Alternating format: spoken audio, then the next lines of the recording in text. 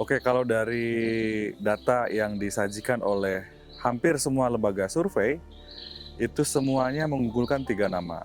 Pertama, ada nama Anies Baswedan, kemudian ada Ganjar Pranowo, dan yang terakhir ada Prabowo Subianto.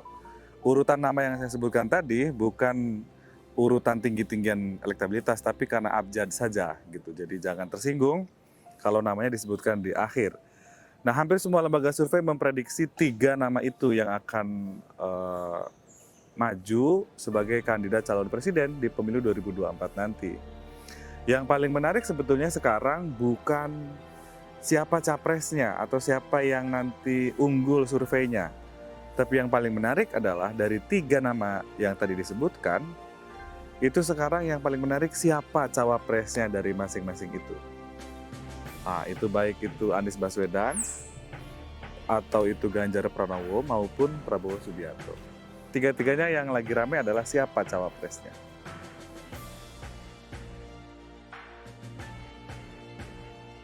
Oke, karena pertama, kandidat calon presidennya sudah mengerucut dan yang paling kuat di 3 nama itu. Yang kedua, yang jadi rebutan sekarang adalah cawapresnya. Nah, sejak kita, Republik Indonesia, melakukan pemilihan presiden secara langsung, itu tahun 2004, pertama kalinya kita melakukan pilpres secara langsung, komposisi dari kandidat ini, antara calon presiden dan calon wakil presiden, itu biasanya diisi oleh Jawa dan luar Jawa, atau santri dengan abangan, atau nasionalis dengan religius. Nah, 2004 kita melakukan itu juga. Misalkan Pak Amin Rais yang identik dengan santri berpasangan dengan Pak Siswono Yudhohusodo yang dalam tanda kutip gembongnya GMNI gitu. Kemudian Pak SBY yang Jawa berpasangan dengan Pak Yusuf Kala yang dari luar Jawa, dari Sulawesi. Kemudian Pak Wiranto yang tentara nasionalis itu berpasangan dengan Kiai Haji Solahuddin Wahid atau Gus Solah yang santri. Kemudian begitu juga dengan Pak Hamzahas yang santri berpasangan dengan Pak Agung Gumelar yang tentara dan nasionalis. Itu 2004. Kemudian 2009 juga kurang lebih sama. 2014 juga kurang lebih sama, dan 2019 kemarin juga sama.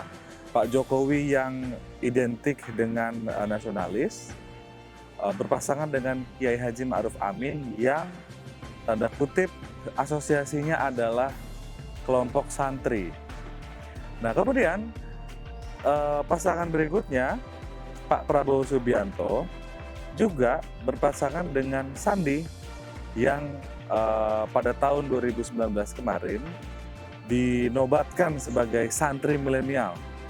Nah, jadi komposisi santri, abangan, nasionalis, religius, Jawa, luar Jawa itu selalu jadi rumusan atau formula untuk menentukan pasangan calon presiden dan calon wakil presiden. Kandidat cawapres yang disebutkan tadi, komposisi antara Jawa, luar Jawa, nasionalis religius, santri dan abangan, itu merupakan komposisi yang mengedepankan politik identitas. Mestinya yang dikedepankan oleh kandidat adalah soal gagasan. Gagasan tentang isu-isu besar, isu-isu yang selama ini membebani negara kita. Contohnya isu-isu lingkungan, isu-isu perlindungan terhadap kelompok minoritas, isu-isu ekonomi, isu-isu ketimpangan, pajak, dan seterusnya. Mestinya pemilihan kandidat adalah pemilihan tentang bagaimana gagasan itu bisa diimplementasikan. Bukan karena kesamaan identitas, bukan juga karena komposisi identitas yang itu tidak ada efeknya sebetulnya terhadap pembangunan dan terhadap kesejahteraan masyarakat.